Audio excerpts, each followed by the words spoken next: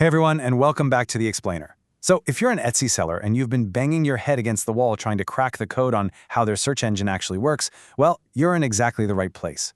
Today we're putting together the ultimate guide to getting your Etsy shop seen by more buyers. We're going to break down the highly specific mechanics Etsy uses to connect your unique items with the shoppers who are actively out there looking for them. Okay, let's dive right into this. Here's our game plan. First, we're cracking Etsy search. Then we'll hit keywords, tags, and categories, followed by the sheer power of attributes. And finally, we'll wrap up with how to actually convert those views into sales. All right, part 1, cracking Etsy search. Now you might be wondering, how does Etsy actually decide which listings to show a buyer? I mean, there are literally millions of potential matches out there. Think of the algorithm as a giant, highly efficient matchmaker. Its whole job, its one true purpose, is to take a buyer's specific desire and pair it with the absolute perfect listing from a seller just like you.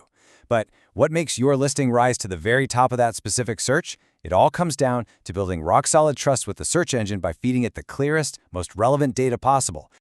Basically, the algorithm relies on 4 foundational pillars to determine search ranking. First up, optimize keywords and tags. You gotta use the exact phrases shoppers are actually typing. Second, accurate categories and attributes. This tells the platform exactly what your item is. Third, high conversion rates. When people click your item, do they actually buy it? And fourth, a track record of excellent customer service. We're going to break down how each of these elements works, starting with the very first layer of data you provide to the platform. Which brings us to part 2, keywords, tags, and categories. So your tags, titles, and categories, they all work together as a unified team to match your listings with shopper searches. These open field and broad categorical tools act as your first line of defense, the first layer of matching. Basically, they cast the initial net to catch a buyer's query, and it's a very wide net. But think about it. What happens when that net catches way too many items? The buyer gets completely overwhelmed with millions of results for a broad search, like blue shirt. They need a way to filter that down, fast, and that's exactly where our next vital tool comes in. Let's move into part 3, the power of attributes. Let's formally define this because it is absolutely vital to your shop's visibility.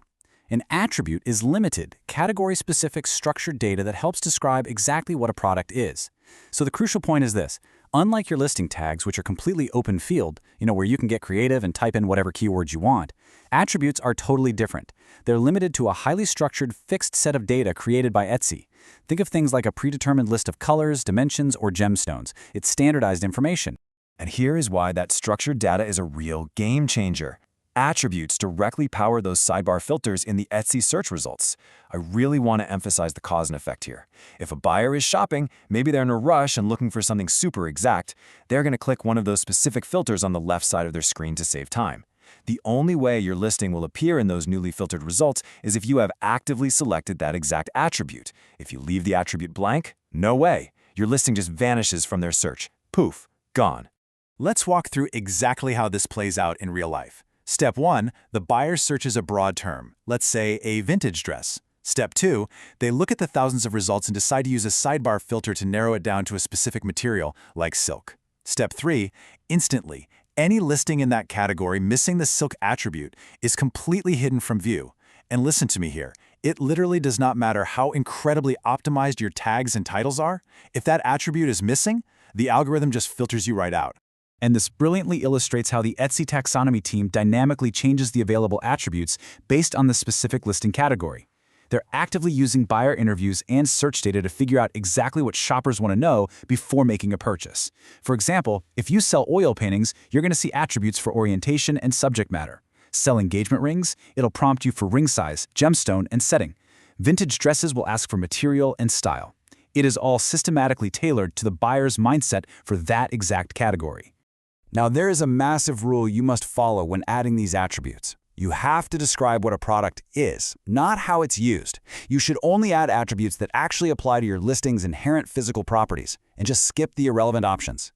If you try to game the system by adding a bunch of irrelevant attributes, it just leads to a truly disappointing experience for the shopper.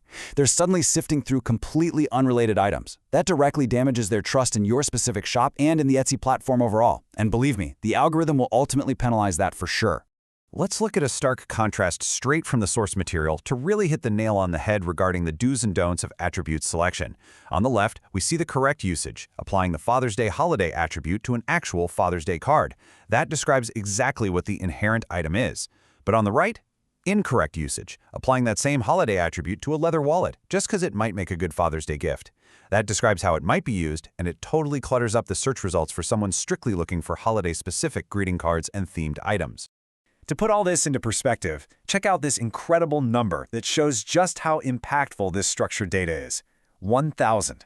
Nearly 1,000 categories on Etsy currently collect sizing information as an attribute. And here's the magic trick. When you accurately add sizes in your own local unit of measurement, Etsy uses that structured data to automatically translate those sizes into other measurement systems, depending on exactly where the shopper is located in the world. So inches become centimeters instantly. By just filling out a single attribute, you are massively expanding your global reach without doing any extra math or translation work. Now, a quick aside. If you go into your shop right now and don't see attribute options for your specific category, take a breath. Do not panic.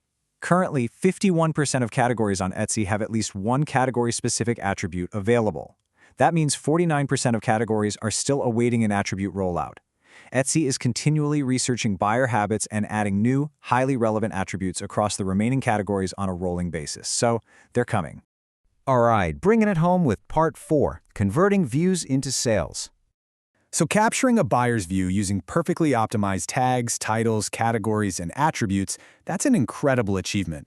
But getting the click is truly only half the battle for the algorithm.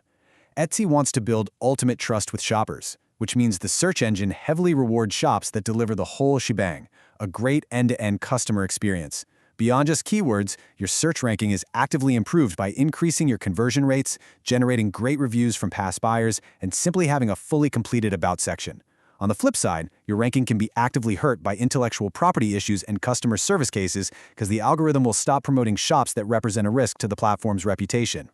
Now, what's really interesting about this is a highly revealing quote directly from Etsy regarding properly structured data. It says, "Taking the time to feed the search engine accurate, highly granular information typically results in more visits and ultimately sales for sellers." Simple as that. When you give the algorithm the exact data it needs to accurately match it with a motivated buyer, you are directly helping your own bottom line. So I want to leave you with this final thought. If the algorithm is a matchmaker, desperately trying to pair your product with the perfect buyer, is your listings profile fully filled out? Seriously, I highly encourage you to go look at your shop today, review your search visibility, and make sure your attributes are completely up to date. Thanks so much for hanging out with me on this explainer, and hey, happy selling!